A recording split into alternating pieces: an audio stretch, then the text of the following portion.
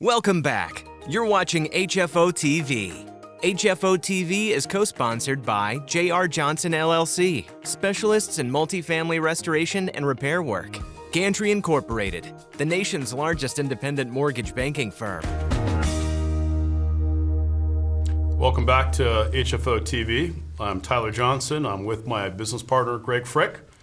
And Greg, I wanted to ask you some questions because you've been in this business a lot longer than most people have. I think you're 30 years in. Getting there, yeah, close. Yep. So when you are in a market for the same market for 30 years, I have to assume most of your clients now are aging into retirement or have already retired or Right. darn close to retirement.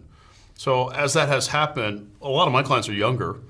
Your clients are older. Are you finding that the world's changing for them? Like, how do they handle their estates? Well, it's good. Funny you asked that. I think a couple things. It's a huge question now. I mean, I think everybody's kind of read about the wealth transfer from the, baby boomers to their kids, and a lot of those people have been in real estate in this market and have owned for a long time and have acquired quite an estate. I think the other thing that we've seen, really, which is unique, I think now, is what COVID has done in terms of people's decision making and what they're looking at in the future. I think we figured we'd have a lot of these discussions with our clients. I didn't know they would all get compressed in a very short period, because maybe when people were home or away from family or near family, I think there was like I don't want to say enlightenment, but a question about what do I want to do, where do I want to be, do I want to live here, what is my future going to look like? And so because of that, we're getting called in a lot with a lot of our clients saying, what do I do? I've owned this asset for 20 years. I may or may not have partners. What are my next steps? So no, it's a huge thing, and that's why we've, as a company, have looked at how can we be a solution to our clients' concerns, and either give them a checklist to, hey, have you done this? Can you talk? Do you have somebody in your team? If not, let's introduce you. I'll give you a couple of examples. Have you pull a title report on your property in 15 years? Be surprised what surprises you may Exactly. find in there. You may think you own it under this entity because you put your stuff into a trust, and title doesn't have it that way. And that's going to run into issues when you try to do something. We see a lot of problems with non-family partnerships that have been together for a long time. You and I buy something together, it goes great. Well, something happens, I pass away, now it's my kids, or I put it into something else. Do they even know who you are? Do they even know? And there's things like that I think, people haven't really thought about, but now as they're getting closer, we're kind of, these are coming up in our transactions. So how do we help address some of those questions? So what do you think the biggest issue is? Is it just they haven't thought out their plan, or is the plan changed? I think it's a combination. One is you've got the one group that maybe they're, weren't active, or they're a minor partner and now things have changed. And so, how do they exit out? Do they know? I mean, I've had a conversation with a lot of our clients. If something were to happen, you and I are together, something were to happen to me, do you know who our partners are? Do your kids know? So I think that's a lot of it. Like I said, I think COVID really got people to really look and think about it. As we talk to people's kids, if something were to happen to mom and dad, do they know who to talk to? Do they know who your CPA is? Do they know the lender? Who are they leaning on for advice on their multifamily? Are you leaning on your management company to do long-term advice? As we know, management companies are good, but I don't know if I would use them for, forward-looking as planning. So I think that's been a lot of it. A lot of them just haven't. A lot of multifamily owners are head down and working away, and then they look up and, and in this market, the big thing, I think, aha moment for a lot of people was, wow, I didn't know mom and dad's estate was worth that much. Yeah. And then when they, estate tax comes or something, God forbid, something they pass, and there's that kind of recognition. And then the other one is, how do I make sure this doesn't cause issues for my heirs? How do I make this easy? And what do I need to do? And it's much harder to do if there hasn't been any planning, as we've been involved with some estates.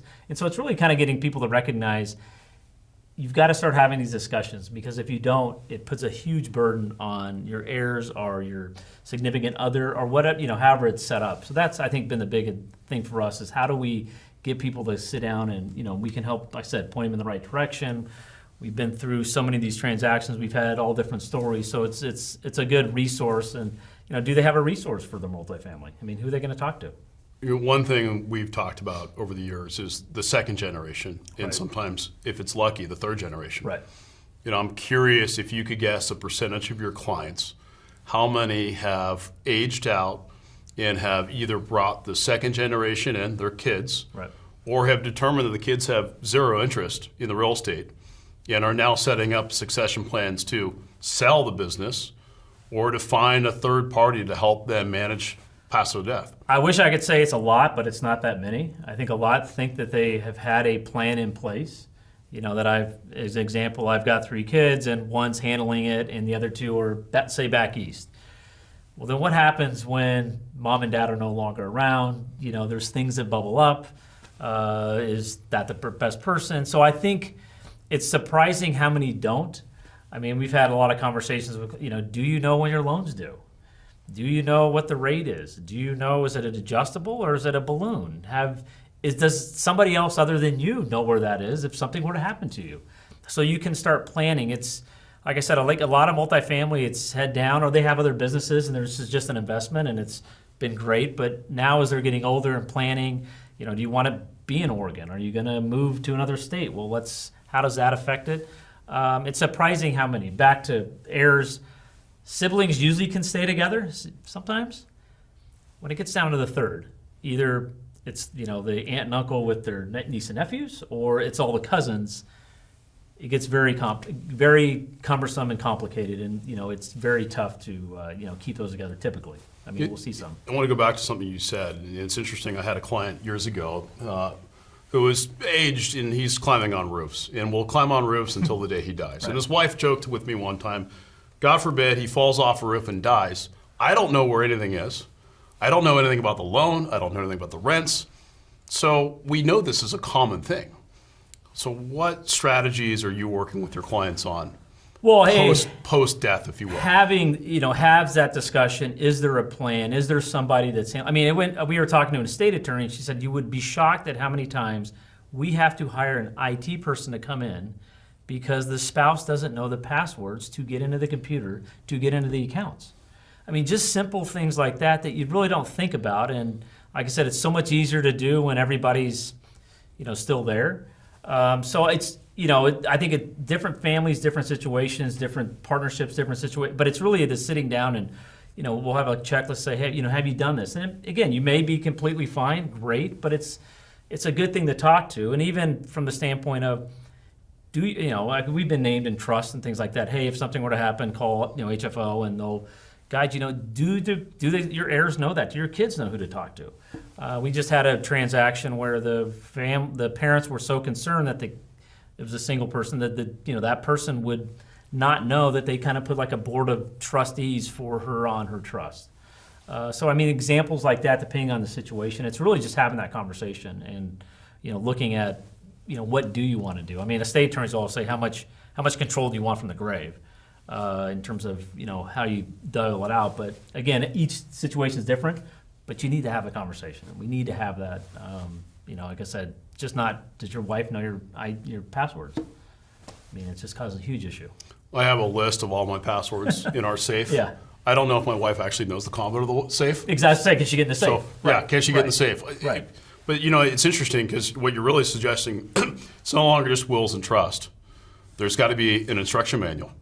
Yeah. Sweetheart, this is how we run our properties, or these are the loans that we have, or God forbid something happens to both of us. The kids step in and they can at least identify who are the people that have been consulting my family for years. Right. Who to call. And so, you know, when I set up my will, it was one attorney in conjunction with my CPA.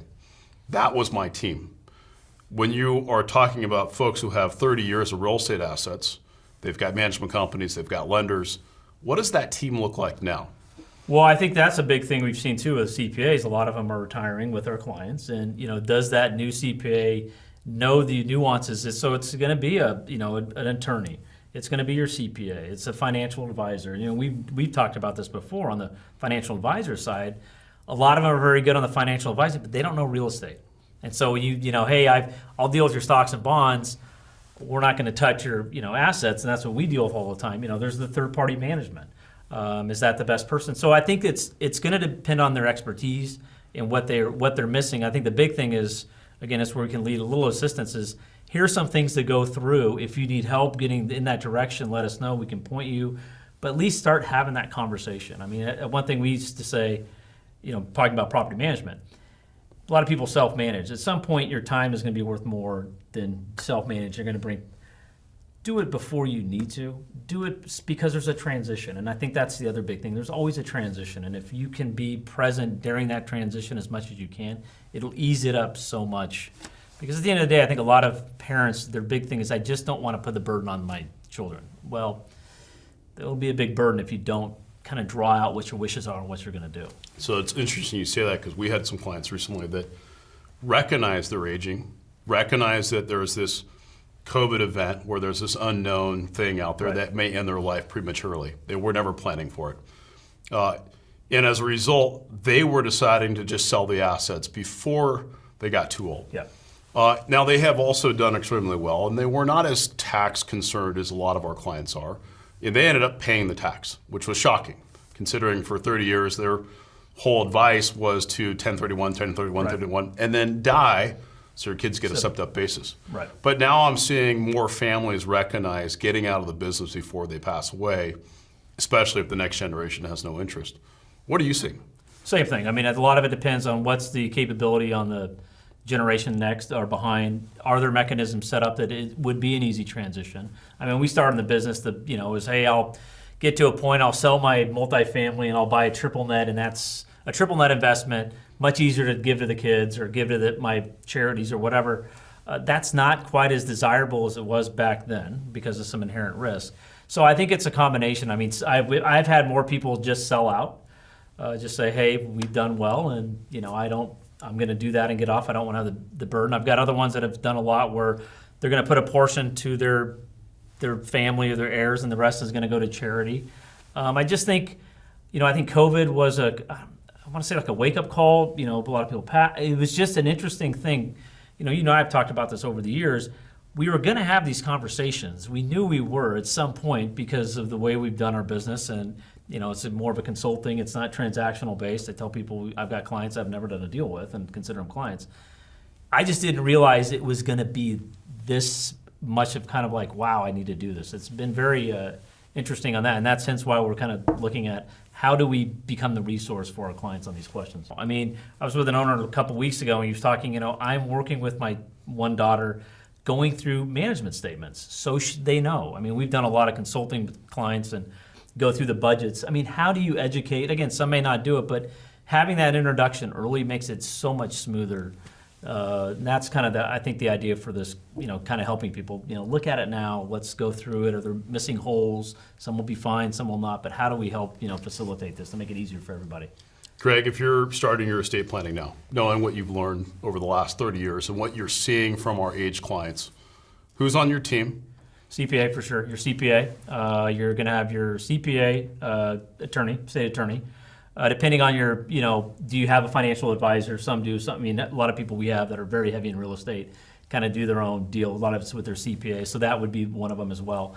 And then again, management company, just from the introduction standpoint, who's the asset manager, who are you dealing with? And then, like I said, somebody that you have trust in that's going to look for the best interest of your family and your heirs on the real estate side. Because again, multifamily is complicated. It's not a, get it and throw it away. There's decisions that have to be made. And so I think that's a big one. And then the other one too, if there's partners involved, that adds a whole new layer. And do they know how this is going to work, or who's going to, kind of lead the charge? And I think kind of trying to work through that makes a huge difference. Huge difference. So we see a lot of partnership divorces. We always talk about death, divorce, and taxes. And most people hear that, they think mom and dad split up. The most common divorce that we see is partnership divorce. Yeah. It's not always pretty. Sometimes there's just simply groups that recognize it's time to go our separate ways. The most common form of ownership is held in an LLC. What's the pitfall of being in an LLC with your partners? Well, you can't trade out. You can't trade. You got to trade together. So you can't do a 1031, so to speak. And again, I don't want to say partnerships. They're a lot of times everybody got in with the best intentions. People pass. You give it. So a lot of things change. So that's why they come apart. So and that's another big thing. How do you own the asset? Is it in a entity that's going to make sense to make this an easier process? Some have already done that. Lo and behold, some have switched out to TICs, but maybe they didn't tell the lender. Good. Or maybe they assumed they did that, but it never got recorded with title. And then we go to do something, and lo and behold, I need Tyler to sign because he switched it off into his estate, but Tyler's no longer around. Now we got to go to his heirs, and it just becomes, so it's things like that that a lot of times I think people sit around and assume, oh, that got done. Who knows? Let's check on that because it's a lot harder to do post than to do it pre. It's interesting when we talk about partnerships. Obviously, I'm a partner of yours. We get along great. Cody, Rob, we all get along. God forbid something happens to the four of us. And our kids are now the ones negotiating over what's the management company, are we raising rents, are we going to refinance, are we going to sell? So thinking about this 30 years from now when I might be old enough to consider death, yeah, we got to make some changes. Yeah, and a lot of it's in the partnership agreement. I mean, you're looking at your partner, what's the clause in the partnership agreement? How's that going to, and again, it could be just as simple as an introduction. As I've said to, I was talking to you, we talked to our clients, do they know who your partners are?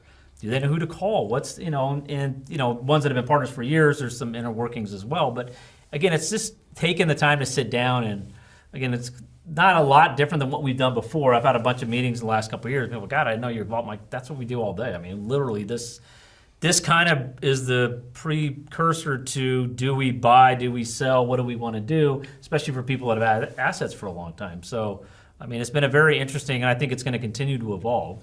But again, we, here for a resource for people to kind of go through and let's check these boxes. And again, if we can't point you in the right direction, we can point you in the right direction if we don't have an answer, but just making sure you got your team in place. All right, that's the end of our HFO TV with Greg Frick, talking about estates and trust and planning. Thank you for joining us. Appreciate you being here. Yeah, thank you. Our entire office specializes in multifamily real estate, making HFO the largest multifamily brokerage in the Pacific Northwest. Your success is our passion. Build your legacy with HFO. Call 503-241-5541 or visit our website at hfore.com for more information.